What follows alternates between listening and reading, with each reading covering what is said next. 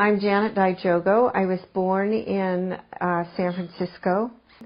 When I was 5 years old, the World War II began, and Pearl Harbor was bombed. And I remember the military police coming, searching the house, and understanding for sure that my parents were basically helpless and were not going to be able to protect me, which is sort of an interesting and a fairly horrendous, traumatic thing. I remember sitting on the side of the bed while they went through my father's drawers. We were in Topaz, Utah. In the internment camp, I went to first, second grades. We lived in barracks then.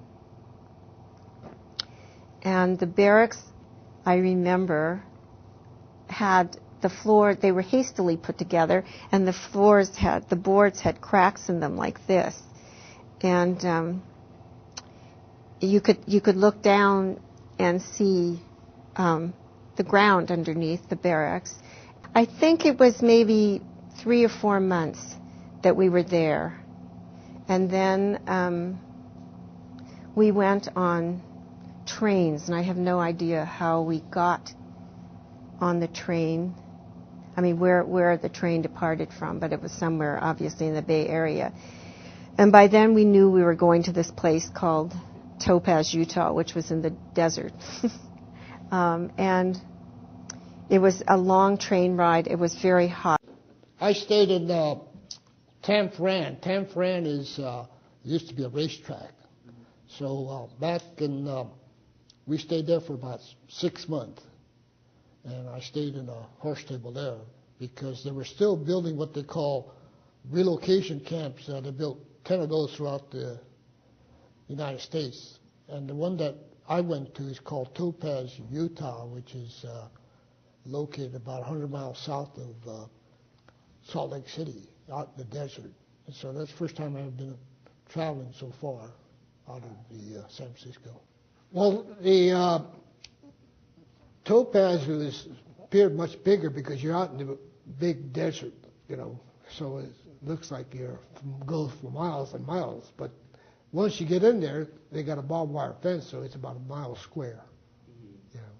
Well, Topaz was different. That we had tall paper barracks, and each they call it blocks. They had about 42 blocks, and about 250 people to a block. And each block has a mess hall, and they had a building for washing and showering and toilets. The life at Topaz, it revolves around the mess hall time, because if you don't eat at that time, you don't get fed. So in the mornings, they ring a bell, and everybody goes in and gets in a line to eat breakfast. And the same thing happens at noon, and the same thing happens in the evening. So most of my time, you listen for the bell, and then you go eat. But the rest of the time was free time.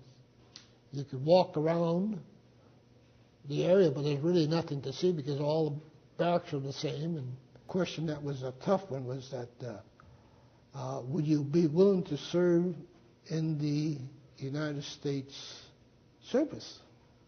Now here again, you're in camp, and they want you to serve in the Army. It was a tough question.